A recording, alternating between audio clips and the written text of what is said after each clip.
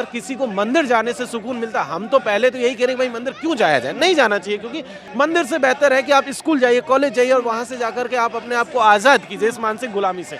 लेकिन अगर कोई व्यक्ति अभी तक इस स्टेज में नहीं है, वो अपने आप को मेंटली लायक तैयार नहीं करवा पाया है, तो अगर वो जा रहा है तो भी। नमस्कार, बहुजन टीवी देख रहे हैं आप और मैं हूं आपके साथ पूजा। राजस्थान से जिस तरह हर रोज़ लगभग एक जैसी जो खबरें सामने आ रही हैं, जिस तरीके से जातिवाद को वहां हथियार बनाया जा रहा है, दलितों को दबाने और उनके अधिकारों को उनसे छीनने के लिए, आम आदमियों की तो क्या ही बात करें, हम जो सरकारी पदों पर जो अफसर हैं, सिपाही और कांस्टेबल जैसे लोग भी, वो भी मंदिरों में प्रवेश नहीं कर सकते, अपनी शादियों में घोड़े पर नहीं चढ़ सकते, पूरी व्यवस्था के साथ भी उन्हें इस सुविधा को घोड़े पर नहीं चढ़ने दिया जाता।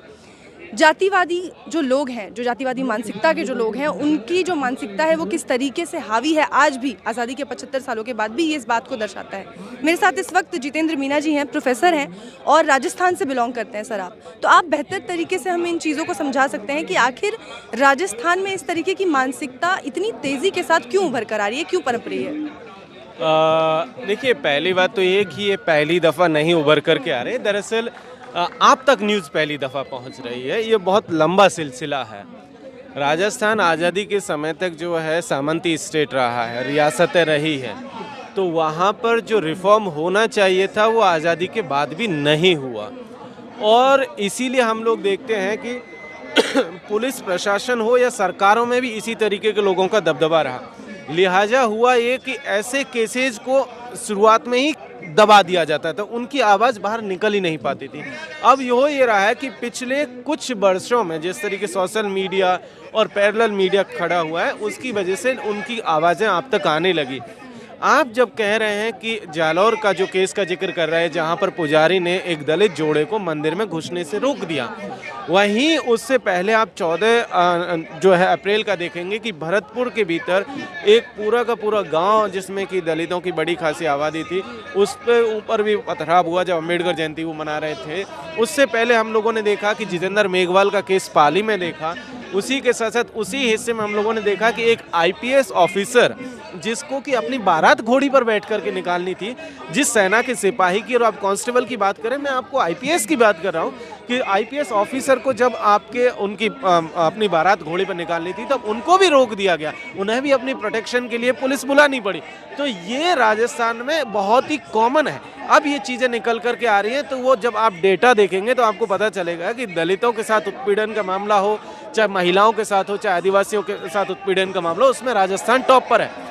अब इसमें राजस्थान सरकार हम लोग देखें, चाहे वो कांग्रेस की सरकार हो चाहे बीजेपी की सरकार हो, वो लगातार फेल रही, बिकॉज आपका एडमिन से लेकर के आपका जहां भी आप देखेंगे तो उन्हीं फ्यूडल जो लोग हैं, जो सामंती लोग हैं, चाहे उसमें किसी भी जाति के आप लोगों को ले लीजिए, वो सब लोगों का उसमें कब्जा है। लिहाजा दलितों के साथ, महिलाओं के साथ, आदिवासियों के साथ न्याय हो ही नहीं पाता है। तो ये एक मोटा मोटी परिदृश्य हम लोगों को देखने को मिलेगा। कल ही हम देखते हैं कि कल जयपुर से एक महिला एक बस में चली और लालसोट में आकर के वो बस से उतरती है, और देखते हैं कि 5 मिनट बाद वो गायब हो जाती है वो महिला। आज उसकी डेड बॉडी मिलती है, रेप के बाद उसकी। तो ये जो घटनाएं हैं महिलाओं को लेकर के, आदिवासियों को लेकर के, ये लगातार दिनों दिन बढ़ती जा रही है, मतलब इनका रिपोर्टिंग बढ़ती जा रही है। लेकिन पुलिस हो या हमारी सरकार हो राजस्थान की, वो इस मामले में कम्प्लीटली फेल रही। सर, इससे रिलेटेड, इसी जालौर की घटना से रिलेटेड एक सवाल है। मीना कोटवाल पत्रकार हैं, उन्होंने एक सवाल किया कि 75 सालों की आज़ादी के बाद भी ये हाल तब है जब बाबा साहेब का संविधान लागू है। अगर यहाँ मनुस्मृति होती तो क्या हालत होती, आप सोच लीजिए। वाजिब सवाल है, लेकिन इस सवाल पर बुलंदशहर की जो पुलिस है उन्होंने एक ट्वीट किया और उन्होंने कहा कि ये जो आपका ट्वीट है इसको जल्द से जल्द डिलीट करिए, क्योंकि ये लोगों को भड़काने वाला है। और उसी दूसरी तरफ हम देखते हैं कि साक्षी महाराज वो कहते हैं कि पुलिस पर भरोसा मत करो, अपने घरों में हथियार रखो और खुद के धर्म को बचाने की तैयारी कर लो। अब पुलिस इस पर कोई कार्रवाई नहीं करती, तो इससे क्या समझ में आता है आपको? कैसे लगता है कि जो कार्यशैली है वो किस दिशा की ओर बढ़ रही है? देखिए, आप सिर्फ यूपी पुलिस का ही मामला नहीं है, इस देश की पूरी पुलिस को ले लीजिए या मशीनरी को, अगर आप सरकारी मशीनरी को लेंगे तो पता चलेगा कि वो हाईली कम्युनल और हाईली कास्टिस्ट है। उमर खालिद के केस में अभी जो सुनवाई हुई थी तो उसमें भी इसी तरीके का कहा गया था। जिस भाषण के उमर का ऊपर केस चल रहा है, उस भाषण में लगातार उमर संविधान की बात कर रहे हैं। लेकिन जब उसकी इंटरप्रिटेशन की गई है तो कहा गया कि आप संविधान के नाम पर उकसाने की कोशिश कर रहे हैं। तो आप सोचिए, अगर जुडिशरी और पुलिस इस तरीके से काम करना शुरू करे कि आप संविधान के नाम पर उकसाने की कोशिश कर रहे हैं और जो खुलेआम मुसलमानों को, दलितों को, आदिवासियों को लिंच करने की बात कर रहे हैं, वो हथियार प्रोवाइड करने की बात, उनके लिए पुलिस प्रशासन हम लोग देखेंगे तो पता चलेगा कि शील्ड बन करके खड़ा हुआ। तो ऐसे में ये हमारे लिए बहुत प्राउड फील करने वाली बात नहीं है। हमारे लिए बहुत दुख की बात है कि आज़ादी के 75 वर्ष बाद भी इस देश में संविधान के लागू हो जाने के बावजूद भी पुलिस और प्रशासन के लोग जो है एक पार्टी के कारिंदों की भांति, कार्यकर्ताओं की भांति जो है काम कर रहे हैं। और इससे ज़्यादा दुखद कुछ नहीं हो सकता है कि अगर कोई स्टेट की पूरी मशीनरी ही कम्युनल हो जाए, कोई पूरा का पूरा वो कास्टिस्ट मशीनरी हो जाए, तो ये डेमोक्रेसी के लिए, हेल्दी डेमोक्रेसी के लिए बिल्कुल भी अच्छी बात नहीं है। जी, अगर हम वापस आए राजस्थान पर और राजस्थान की घटनाओं को जो क्रम में हो रही हैं लगातार उनको देखें, तो आपको क्या लगता है कि कांग्रेस की सरकार, क्योंकि वहाँ कांग्रेस और बीजेपी में आपस में चलती रहती है, क्या तो कभी सत्ता में कांग्रेस या बीजेपी, ऐसे में कांग्रेस ने भी इस तरह की जो घटनाएं हुई उन पर कोई सख्त कदम नहीं उठाया, कोई ऐसी कार्रवाई नहीं की है जिसको देखकर आगे ऐसी घटनाएं ना हो, तो कितना जिम्मेदार मानते हैं आप कांग्रेस को इसके लिए? और साथ ही वो लोग जिन पर ये घटनाएं हो रही हैं वो एकजुट होकर जब इसके खिलाफ नहीं आते, तो क्या वो भी इसके लिए जिम्मेदार हैं? नहीं, देखिए, एक चीज़ ये है कि मेरा मानना है कि सरकार इसके लिए जिम्मेदार है पूरी तरीके से। सरकार और प्रशासन, सरकार का काम होता है कि लोगों के बीच में अपने लिए एक भरोसा कायम करे। राजस्थान की सरकार, चाहे वो कांग्रेस की रही हो चाहे बीजेपी की सरकार रही हो, वो लोगों के बीच में अपना इकबाल जो है वो ख़त्म कर चुके। वो भरोसा जो है वो कभी जीत नहीं पाई। ये पॉलिटिकल गेम होता है, पॉलिटिकल गेम में वो जीत जाते हैं, ये सच है, इसमें कोई दो राय नहीं है। चाहे वो कभी भाजपा जीतती है, कभी कांग्रेस जीतती है, और पिछले 30 सालों से ये हम लोग देख रहे हैं। लेकिन उनके ऊपर लोगों का भरोसा नहीं है।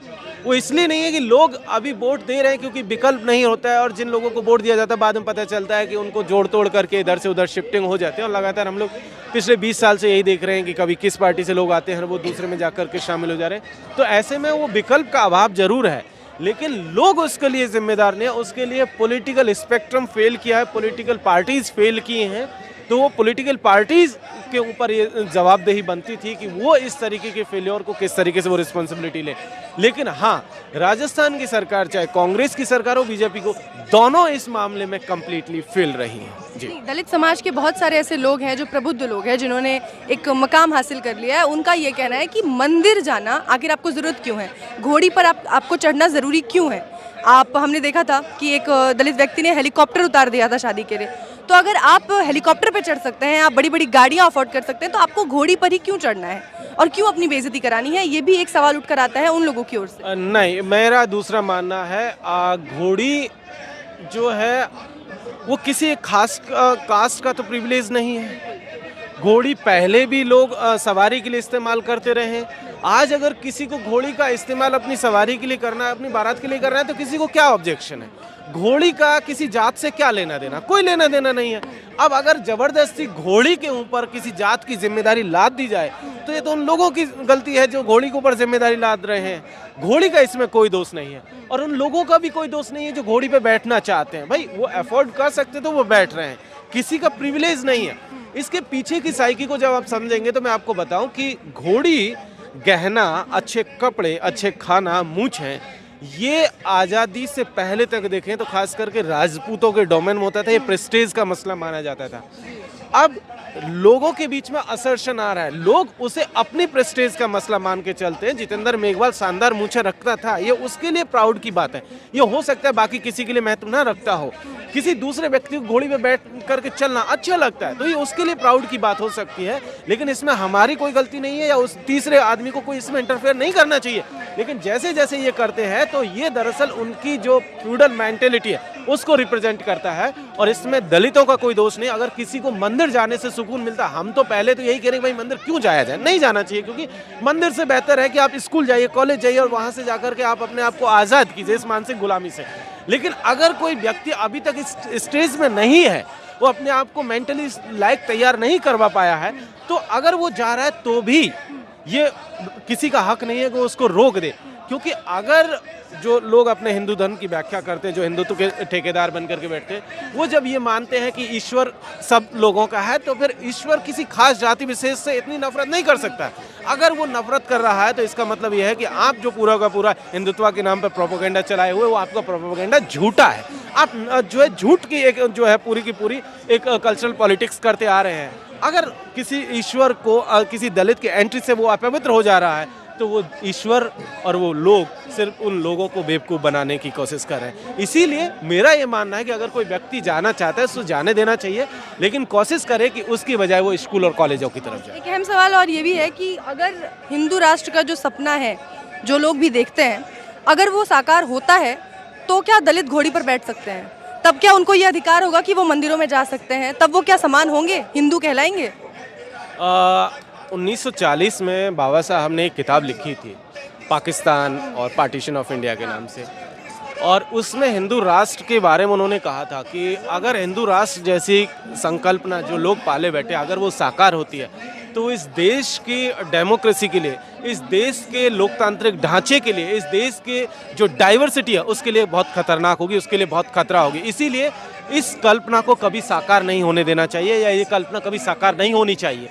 तो ऐसे में अगर आप कहते हैं कि हिंदू राष्ट्र जैसी कल्पना आती है, तो वो जाहिर सी बात है कि महिला हो, दलित हो, आदिवासी हो, पिछड़े तबके हो, उनको वापस उसी जगह पर ढकेल देगी जहाँ पर मनुस्मृति में लिखा गया है, जहाँ आपके वेदों में पढ़ने पर जो है कानों में सीसा डाल दिया जाएगा, जहाँ आपके किसी ईश्वर को देख लेने से वो ईश्वर अपवित्र हो सकता है, आपकी छाया से कोई एक जात विशेष के लोग अपवित्र हो सकते हैं। तो अगर ऐसी संकल्पना सही साबित होती है, तो ये वापस ये देश के लिए इससे ज़्यादा दुर्भाग्यपूर्ण कुछ नहीं होगा। लेकिन हम जानते हैं कि इस देश के लोग संविधान में विश्वास करते हैं, उसके मूल्यों में विश्वास करते हैं, तो हमें विश्वास है इस देश के लोगों पर कि वो इस संविधान के रास्ते पर जो है आगे बढ़ेंगे। जी, thank you so much sir. हालांकि मैं अपने दर्शकों को बता दूं कि जो पुरोहित, जो पंडित थे जिन्होंने रोका था उस दंपति को, उनके ऊपर SC/ST एक्ट के तहत कार्रवाई हुई है और उन्हें गिरफ्तार भी कर लिया गया है। तो कानूनी प्रक्रिया